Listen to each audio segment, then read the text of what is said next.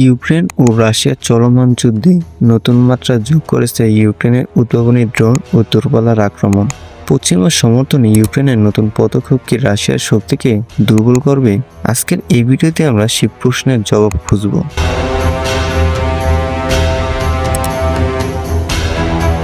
Ukraine তার অত্যাধুনিক drone প্রযুক্তি ব্যবহার করে রাশিয়ার সামরিক ও শিল্প অবকাঠামোতে আঘাত হানছে।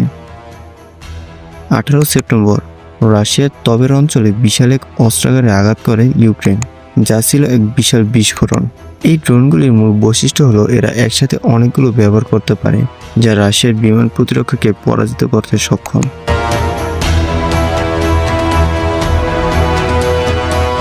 26 সেপ্টেম্বর হোয়াইট হাউসে প্রেসিডেন্ট জেলেনস্কি দূরপাল্লার হামলার জন্য আরও সাহায্য চেয়েছে, যদিও তিনি সব দাবিতে সফল হননি।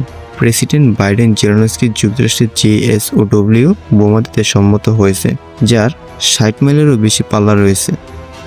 ইউক্রেন আরও চেয়েছিল ATACMS ক্ষেপণাস্ত্র, যার পাল্লা 190 মাইল পর্যন্ত, তবে এই ক্ষেত্রে মার্কিন প্রশাসন এখনও দ্বিধাগ্রস্ত।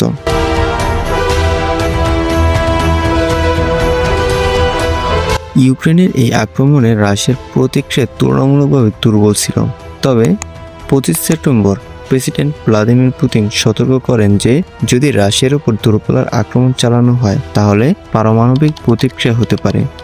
যদিও বিশ্লেষকরা মনে করছেন যে রাশিয়ার পারমাণবিক অস্ত্রের ব্যবহার সম্ভাবনা কম, তবুও এটি আন্তর্জাতিক নিরাপত্তার জন্য বড় ধরনের ঝুঁকি তৈরি করছে।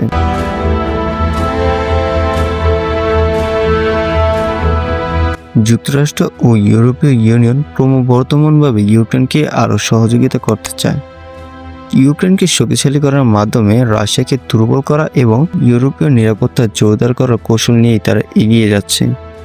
ইউক্রেন ইতিমধ্যে নিজেদের প্রযুক্তি ও কৌশল ব্যবহার করতে বড় ধরনের আক্রমণ চালাচ্ছে, যার মধ্যে ড্রোন এবং ক্ষেপণাস্ত্রের ব্যবহার উল্লেখযোগ্য।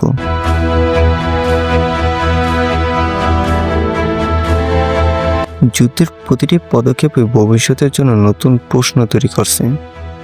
ইউক্রেনের উদ্ভাবনী ড্রোন প্রযুক্তি এবং দূরপাল্লার আক্রমণ কি রাশিয়ার শক্তিকে হ্রাস করতে সক্ষম হবে? বিশ্ববাসী এই উত্তরের অপেক্ষায় রয়েছে। যুক্তরাষ্ট্রের সহায়তায় ইউক্রেন কিভাবে তাদের সামরিক শক্তিকে আরও উন্নত করবে তা সময় বলে দেবে। ভিডিওটি ভালো লাগলে লাইক, শেয়ার এবং সাবস্ক্রাইব করুন। কমেন্ট করে জানাবেন ইউক্রেন ও রাশিয়ার চলমান যুদ্ধ নিয়ে আপনার মতামত।